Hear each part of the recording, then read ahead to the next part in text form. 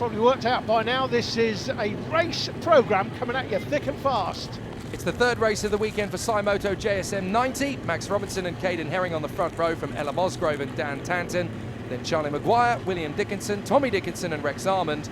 And then it is Dylan Cook and Carter Spinks in the top 10. The final two are Ryan Merrin and Charlie Dickinson. Is this going to be 2 from 2 from Max Robinson? Only one way to find out. He's got the perfect start. A couple of the others got a little bit sluggish away in the greasy, slippery conditions. But I tell you what, no worries at all for Max Robinson, who has got himself into a very handy lead. And is that going to be Caden Herring into second? It is, as they go into the valley turn for the first time.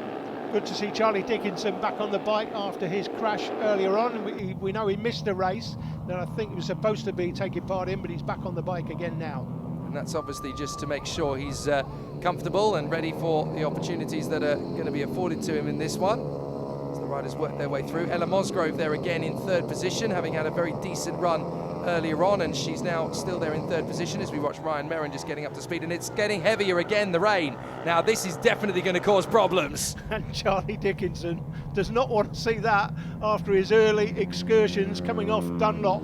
So he might be just using this as a bit of a practice day and not going too quickly in this one. Well, this is crashing earlier. These are the kind of conditions they like to call character building, isn't it? Because it's not quite fully wet, but it's greasy, and that's where you get a really difficult learning playground. Now, here is Dan Tanton, desperately trying to shake off the attentions of Will Dickinson, who's just in behind him.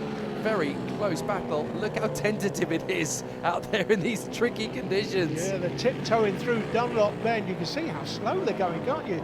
Physically taking care not to throw the bike on the ground. This is all about confidence, and if you haven't got a lot of it at this phase, then you have to be quite delicate. There's Will Dickinson getting up the inside of Daniel Tanton, who's committing to the inside line, and Tanton can't really afford to be too aggressive on the throttle powering out.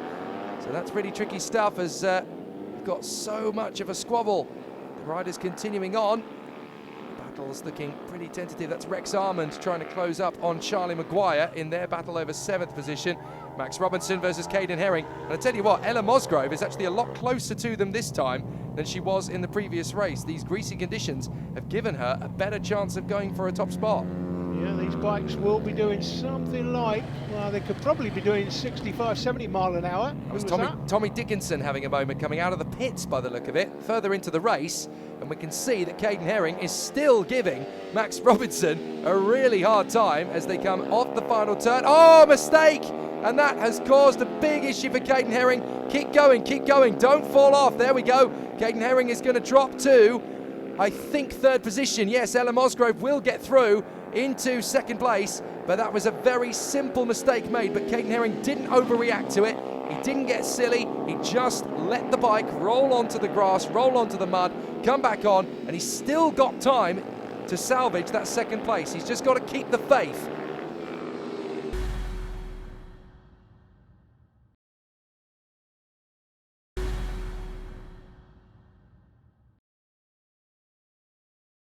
The worst type of condition, these greasier conditions, but look at Caden Herring already hustling Ella Mosgrove after his little mistake earlier on. He's not going to make a mistake now. Dives up the inside in a second place up Penrith Climb, and that is Caden Herring rejuvenating his race. There is Max Robinson up front, about 5 seconds up the road. He's just put a lap on the 14 of Tommy Dickinson and the 58 of Ryan Merrin, who have now traded places. But Caden Herring, after that little mistake, he now goes into the last lap knowing he won't be able to go for the win, but at least he's salvaged his second place again. Yeah, that was good mature riding. He's on the dirty stuff.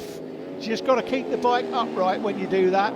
Keep it upright, get it back on the tarmac, get the mud off your tyres, and then start racing again. That's what he's done. And what a move that was on Ella Mosgrove as well. Full of confidence, full of the joys of spring though, is Max Robinson up front. And with that mistake from Caden Herring, he has been able to just disappear up in front. There is young Tommy Dickinson, who is going quicker as the race bears on. Ryan Merrin has not been able to keep up with him there. There's Caden Herring, and then Ella Mosgrove going through as they work their way past the traffic.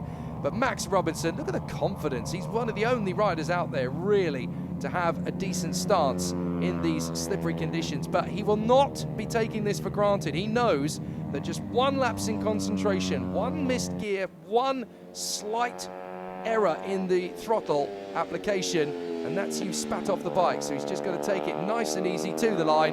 There you go, Max Robinson, a much tougher race for him to win than earlier, and therefore all the more satisfying now that he has. And look at that, a 1:12.2, fastest lap of the race. Nobody able to match him for one lap position.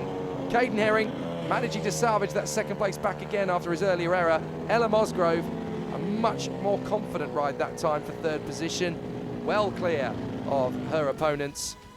A very nice run. Dan Tanton coming home in fourth position in the end, over a minute back from Max Robinson. That's how tricky the conditions were. Charlie Maguire in fifth in front of William Dickinson, then Tommy Dickinson, who made up 3 places from the original starting grid. Rex Armand, Dylan Cook and Carter Spinks to round out the top 10.